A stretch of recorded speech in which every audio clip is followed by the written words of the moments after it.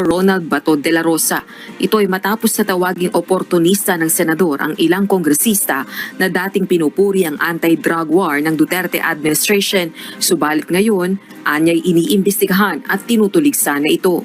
Kung meron siyang sabihin, huwag niya lang sabihin sa media, sabihin niya sa Quadcom para talagang maging malinaw yung mga sagot niya.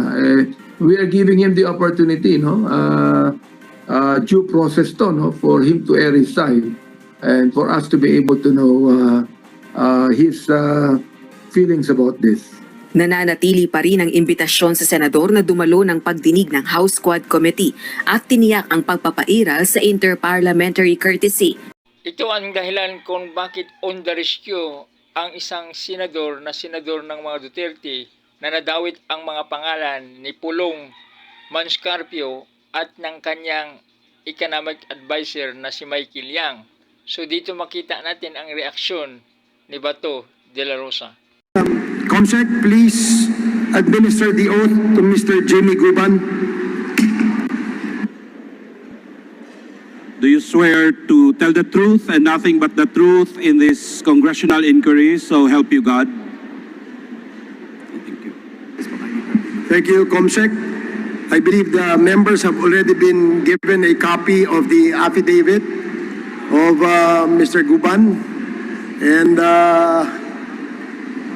we will proceed with the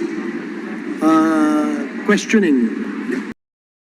Dito nagkakaroon ng reaksyon sa Senador Bato de la Rosa na kung saan nagsipsip ang mga congressman na dati pinupuri ang drug war ng Administrasyong Duterte, at dito nakakita siya na nagkakaroon ng pagsipsip ang mga kongresista, at dito nag-react si General 2nd District Antipolo Congressman Acop. Basa, if anyone is the real opportunist, it's Senator De La Rosa, who shamelessly used his ties with the former president to rise from PNP chief to senator, leading a bloody drug war that targeted the powerless while shielding the powerful. De La Rosa has always been Duterte's loyal lapdog. Peoples Today, ito pa sa GMA. De La Rosa has always been Duterte's loyal lapdog, focuses on his own career rather than justice. Don't act like a canine of the previous administration. Prioritize the country's interest. Dito mo makita ang kaisipan ng dalawang general.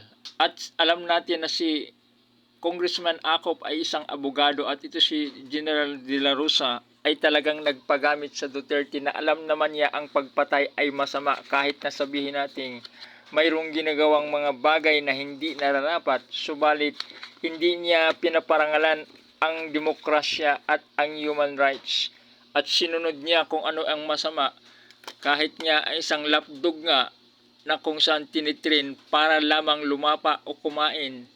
At ito'y oportunista dahil kung saan naging general at naging senador dahil dito sa madugong war na kanyang pinapatupad, na kahit na ito'y karumal-dumal at labag, kahit na ikay abogado, walang matino na pag-iisip na ang pamamahala mo ay ang pagpatay. Dahil ikaw ay nag-execute law enforcement at yung isa ay designer na siya yung principal at yung iba naman ay mga accessories, may pananagutan kang malaki dahil ikaw ang gumawa sa mga bagay na pinag-utos sa iyo ng presidente.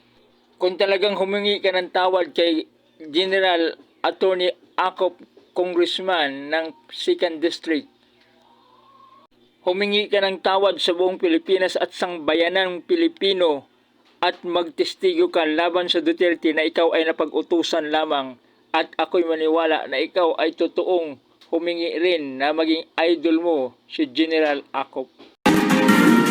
General Acop, sir, hindi po ikaw ang pinatamaan ko doon. You were never sip-sip the Duterte administration.